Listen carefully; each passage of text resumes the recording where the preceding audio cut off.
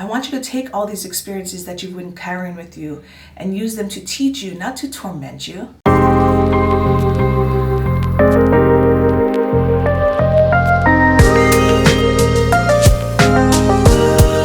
Welcome back to the channel, fam. So good to have you here. We're in a new month. If this is your first time here, hi, I'm Shan Otare. I'm a breakthrough mindset coach that helps you to reflect and accept your past so that you can reframe your future.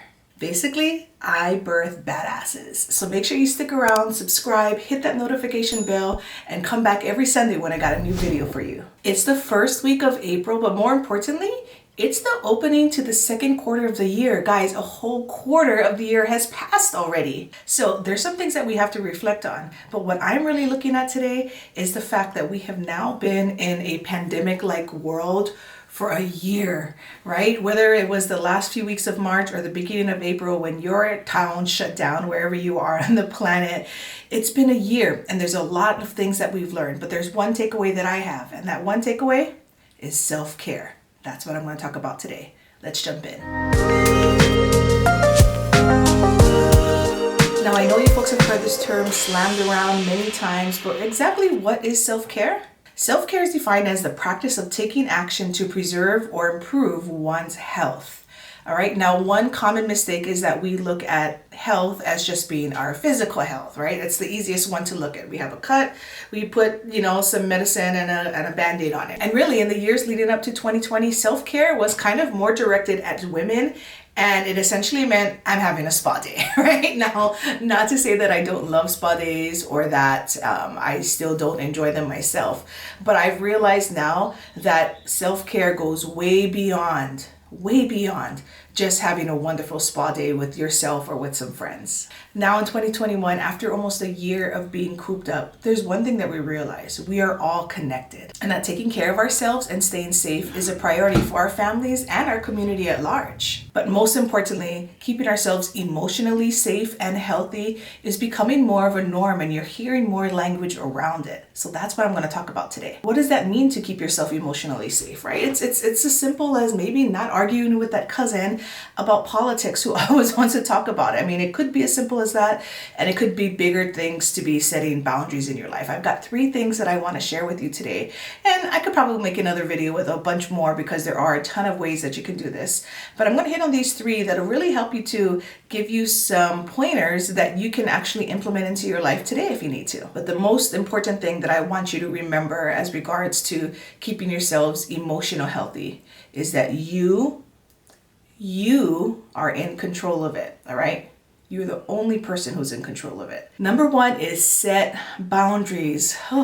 For myself speaking, that was very difficult. I was a very yes girl, especially in work, a lot in family, and even to friends who I hadn't seen in a while. Everything was yes. There were rarely a time when I was saying no. In fact, it was very difficult for me to say no. A lot of people who I help, the women who I help in my academy, that's a big thing. Saying no is a very difficult thing for them to do.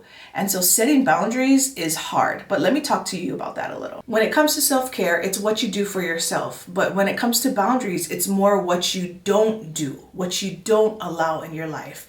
And that is where I look at it as kind of a safety protection. Now you can do this. It's kind of like a safety protection mentally, physically sometimes, emotionally for sure. Whether it's in our workplace, our families, our own relationships with our spouse or our children, we need to make sure that we're protecting ourselves emotionally. And so setting boundaries is a great way to do that. I'm going to jump into a little bit more about that next week, but it's a really easy way that you can start saying things like, no, I don't think I'm going to come to dinner. I don't feel like it. And having people respect you for saying that, right? Now, I'm going to tell you right now, especially if people are used to you being a yes person, saying no is going to come as a shock to many of them. It's going to come as a shock to you. But the more you say it and you are respectful of how you feel about certain things. If you woke up today with the plan on going to your in-laws for dinner, and throughout the day things have happened, or you just don't feel well and you decide not to go, you shouldn't feel guilty for telling them, hey, you know what? Thanks for the invite.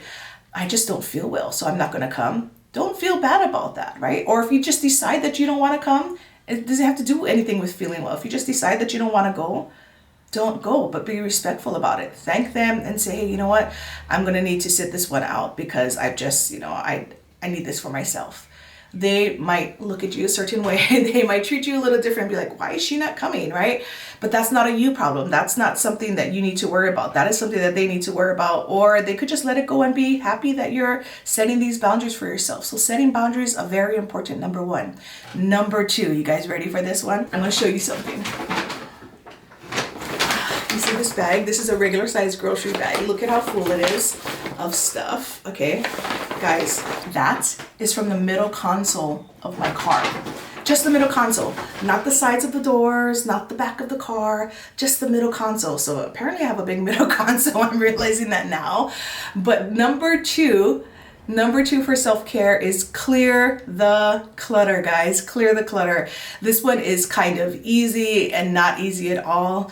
But there's a few reasons why you're going to want to do this. There is really just something about having a clean place to live and work in. It improves efficiency and time usage. Basically, less clutter equals less stress, and it inspires confidence in you setting out to do what you plan to do. For myself, I've been getting into my car. The thing is, I'm not really driving a lot in this pandemic. I get into my car just a few times a week, maybe.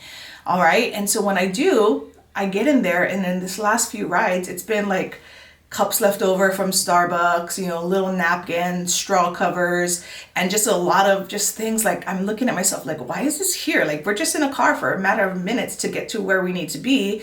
Why is this so messy? And so I just said, I'm going to clean my car yesterday, and I discovered all this junk. But now that I've taken it out, all right, first taking it out just made me feel better. I still have to go through this bag and see if there's what I can throw away, because I would say like 80% of it I could throw away. And there's a few important things in there. Like, I found a checkbook that I was looking for. I mean, crazy, guys. The point is, I'm like, now I know where that is. I can put that in a safe place. Why the heck was it in my car to begin with? That is what the point of having this clearing the clutter step for you is going to help you to do. It's really going to help you, give you more focus. It's going to make you feel better. I'm going to save it for tomorrow to actually go through that bag, because even that's still a little overwhelming for me. But now I know when I get in my car, it is clear and I feel good when I'm driving. So that's what clearing the clutter can do for you. And that's a great tip for your own version of self-care. Okay.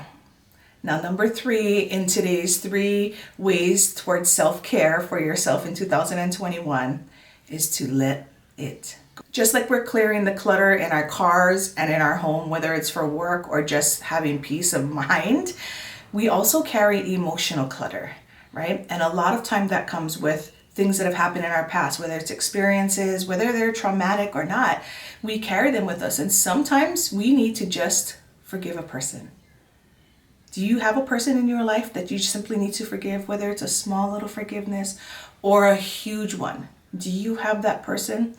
Because as long as you've not forgiven that person, you carry that clutter. And clearing that emotional clutter is actually a very loving act in your journey towards self-care, really releasing that. So if you haven't forgiven someone in your past, friends, fam, ladies, guys, it's time to let it go.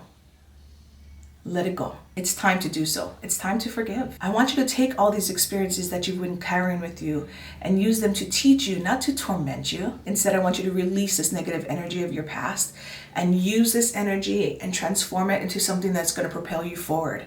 And that is why letting go and forgiving is really not about the other person. It's all about you and your self-care journey and how you're going to take care of yourself. So, just like Elsa says, and I've said this before, let it go, fam. Just let it go for you this time. These are just 3 of many ways that you can use to support an increased level of self-care in your life. And if you want me to drop any more tips on these, I'll definitely make another video for you, but just let me know in the comments if you want more, because I got it if you want it. Think about that. Next week, what I'm going to do is I'm going to do a real deep dive into one of these things, just so I can give you a taste of how, by concentrating on this one thing and the small little different ways that you can implement into your life, it's actually quite easy.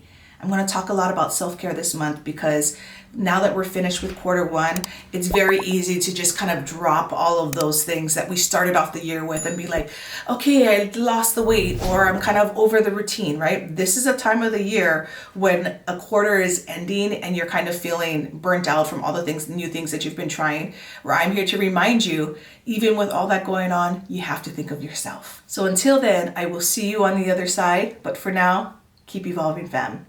Bye.